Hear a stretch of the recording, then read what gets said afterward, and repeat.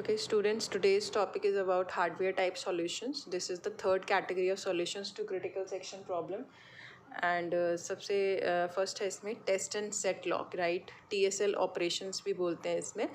सो यहाँ पर क्या है कि we have seen software solutions like lock variable का यूज़ था जहाँ पे कि म्यूचुअल एक्सक्लूजन वायलेट हो रहा था बिकॉज एक से ज़्यादा प्रोसेसेस क्रिटिकल सेक्शन में एंटर कर पा रहे थे.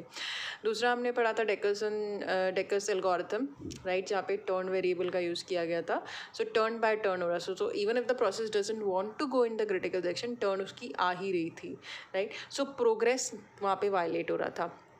थर्ड हमने पढ़ा था पीटरसन सॉल्यूशन जिसमें कि टू वेरिएबल्स, शेयर्ड वेरिएबल्स का यूज़ हो रहा था. One was your turn and second was your flag variable, जो कि एक बुलियन टाइप की एरे थी, राइट, जो कि हमें ये बताता है कि whether the process is interested और नॉट.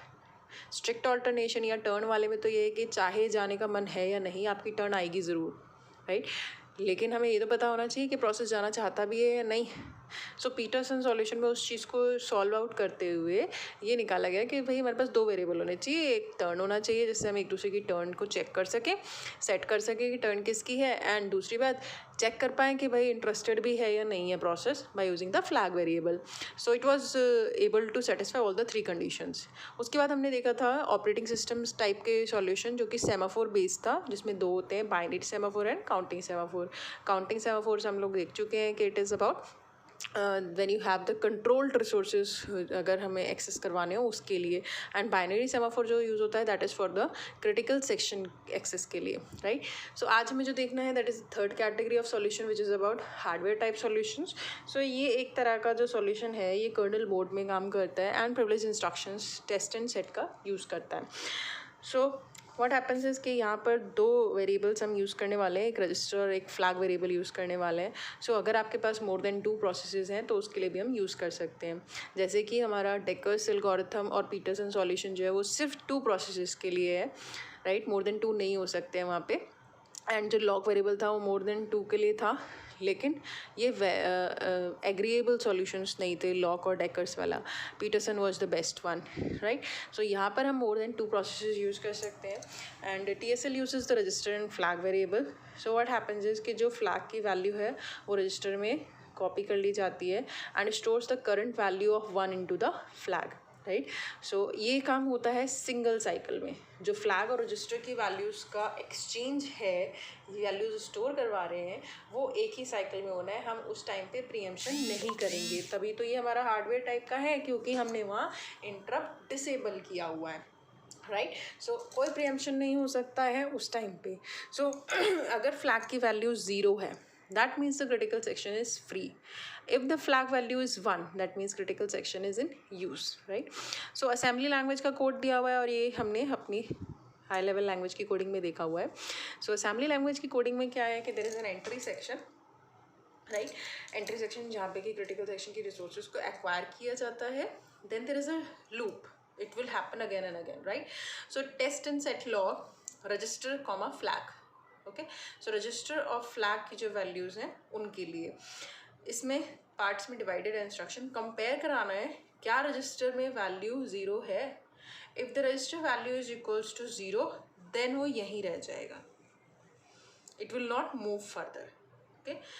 अगर रजिस्टर में वैल्यू 0 नहीं है, कंपेयर करने पर रजिस्टर की वैल्यू और 0 की 0 बराबर नहीं हुए, then jump not 0, okay.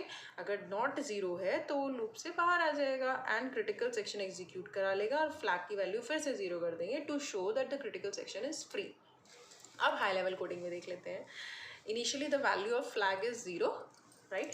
So flag की जो वैल्यू है वो हमारे पास 0 है. एंट्री सेक्शन में इंट प्रोसेस, जो भी प्रोसेस जाना चाहता है क्रिटिकल सेक्शन में, P1 P2 और whatsoever is the number. Then there is an instruction move register constant value of 1. So जो 1 वैल्यू है वो मूव करानी है रजिस्टर में. Exchange register comma flag. So register में वैल्यू आ चुकी है 1 एंड यहाँ पर हमें रजिस्टर और फ्लैग की वैल्यूज़ को एक्सचेंज करना है. दैट मीन्स फ्लैग में वैल्यू 1 करनी है, क्योंकि प्रोसेस तभी एग्जीक्यूट करेगा क्रिटिकल सेक्शन को जब हम फ्लैग ऑक्यूपाई कर पाएंगे. और फ्लैग जब उसने ऑक्यूपाई कर लिया तो फ्लैग की वैल्यू में 1 होना चाहिए, क्योंकि 1 शो करता है कि क्रिटिकल सेक्शन यूज़ में है, इट इज़ नॉट फ्री. और रजिस्टर में क्या आ जाएगा? फ्लैग की वैल्यू आ जाएगी. तो रजिस्टर में हमने यहाँ मूव रजिस्टर करा के 1 को यहाँ स्टोर करा लिया देन नेक्स्ट कमांड में एक्सचेंज, सो रजिस्टर की वैल्यू फ्लैग में चलेगी, यानी फ्लैग में वैल्यू आ गई 1 और फ्लैग की वैल्यू जो कि 0 थी वो आ गई आपके रजिस्टर में। अब हम नेक्स्ट कंडीशन चेक करेंगे और टर्मिनेशन यहीं लगा रखा है, ये ध्यान रखेंगे। While register not equal to 0, अभी रजिस्टर में क्या वैल्यू आई है, फ्लैग की वैल्यू आई है और फ्लैग में क्या था 0, so 0 not equal to 0, the condition will be false. अब ये कंडीशन फॉल्स हो जाएगी और वो प्रोसेस क्रिटिकल सेक्शन में आ जाएगा और उसको एग्जीक्यूट कर पाएगा। अगर ये कंडीशन ट्रू हो जाती है तो यही टर्मिनेशन होने की वजह से वो प्रोसेस यहीं घूमता रहेगा, बिजी वेटिंग करता रहेगा। लेकिन ये कंडीशन फॉल्स हो गई है तो हम नेक्स्ट इंस्ट्रक्शन पे जाएंगे, विच इज़ क्रिटिकल सेक्शन को एग्जीक्यूट कराना है। देन कंप्लीट होने के बाद एग्जिट करना है सेक्शन। इंट प्रोसेस जो भी प्रोसेस है वो उसको एग्जिट करेगा, फ्लैग की वैल्यू को 0 सेट करेगा, यानी कि फ्लैग से हम शो कर रहे हैं दूसरे प्रोसेसेस को कि क्रिटिकल सेक्शन फ्री हो गया है। इसको हम चेक कर लेते हैं कि क्या ये हार्डवेयर टाइप का सॉल्यूशन तीनों म्यूचुअल कंडीशन और प्रोग्रेस और बाउंडेड वेटिंग कंडीशंस को सेटिस्फाई कर रहा है। So let's check for mutual exclusion. Mutual exclusion हम लोग कैसे देखते हैं कि हम एक से ज़्यादा प्रोसेसेस को क्रिटिकल सेक्शन में लाने की ट्राई करेंगे। So let's check for mutual exclusion condition. We will try to get more than one process in critical solution section में. So process P1 आता है execute करने के लिए. So initially the value of flag is 0. Okay क्योंकि flag की value 0 है, वो शो कर रहा है कि आपका अभी फ्री है। तो हम क्या करवाते थे टेस्ट एंड सेट लॉक वाले कंडीशन में कि रजिस्टर और फ्लैग की वैल्यूज़ को एक्सचेंज कराना है। सो इनिशियली वैल्यू है फ्लैग की 0, सो रजिस्टर में हम सबसे पहले वैल्यू ऑफ 1 डलवाते हैं, राइट, और मूव कराने के टाइम पे सेकंड इंस्ट्रक्शन जो है उसमें हम वैल्यू को एक्सचेंज कराते हैं फ्लैग की और रजिस्टर की। सो रजिस्टर में वैल्यू आ चुकी थी 1 की और फ्लैग में है 0, एक्सचेंज होगा। सो अब रजिस्टर में तो वैल्यू आ जाएगी 0, राइट, रजिस्टर में ये वैल्यू आ गई थी 1, ये आफ्टर मूव इंस्ट्रक्शन आई थी, और फ्लैग 0 ये इनिशियल कंडीशन है, ठीक है, ये इनिशियल कंडीशन है। सो आपने ये एक्सचेंज ऑपरेशन परफॉर्म करवाया है तो फ्लैग में वैल्यू हो गई 1, दैट मीन क्रिटिकल सेक्शन के लिए रिक्वेस्ट आ चुकी है, एंड रजिस्टर में वैल्यू हो गई 0।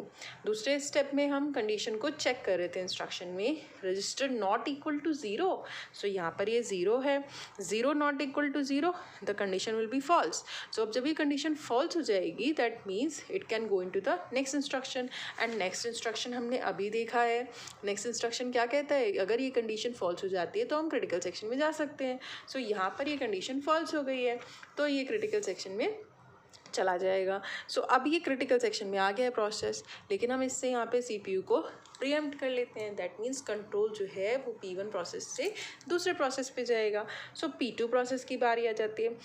अब P2 प्रोसेस जब चलेगा तो उसकी क्या वैल्यूज़ आएंगी, भाई अभी फ्लैग की वैल्यू पीछे वाले प्रोसेस ने अपडेट तो की नहीं थी, सो फ्लैग में वैल्यू थी 1 की, वही रही, भाई फ्लैग इक्वल टू 0 तो इनिशियल वैल्यू था, लेकिन जब आपका P1 प्रोसेस एग्जीक्यूट किया 3 नंबर तक यानी कि क्रिटिकल सेक्शन तक, तो जब वो बाहर आता तभी तो वो फ्लैग की वैल्यू 0 करता, लेकिन अभी फ्लैग की वैल्यू क्या है आपके पास 1, राइट। सो हम P2 का कोड फिर से P2 के लिए चलाते हैं, तो हमारे पास रजिस्टर में हम वैल्यू डलवाएंगे 1 की, फ्लैग की वैल्यू ऑलरेडी हमारे पास 1 है, दोनों के एक्सचेंज भी करेंगे तो रजिस्टर और फ्लैग में दोनों में वैल्यू 1 ही आने वाली है, दोनों में वैल्यू आ गई 1। अब नॉट इक्वल टू 0 वाली कंडीशन को चेक कराते हैं। सो नॉट इक्वल टू 0 वाली कंडीशन में क्या होगा कि रजिस्टर की वैल्यू है 1, ये मैंने यहाँ गलत लिख दिया है, 1 नॉट इक्वल टू 0, कंडीशन हमारी ट्रू हो जाएगी, यानी कि आपका जो प्रोसेस P2 है वो यहीं पे इस कंडीशन में फंस जाएगा, क्योंकि रजिस्टर की और फ्लैग की हमने देखा वैल्यू, फ्लैग की इनिशियल वैल्यू 0 से स्टार्ट हुई थी जब P1 ने चलना शुरू किया था, लेकिन P1 तो चल चुका था 3rd तक क्रिटिकल सेक्शन तक, तो वो फ्लैग को 0 तो कर नहीं पाया, तो फ्लैग की वैल्यू उसने 1 कर दी थी।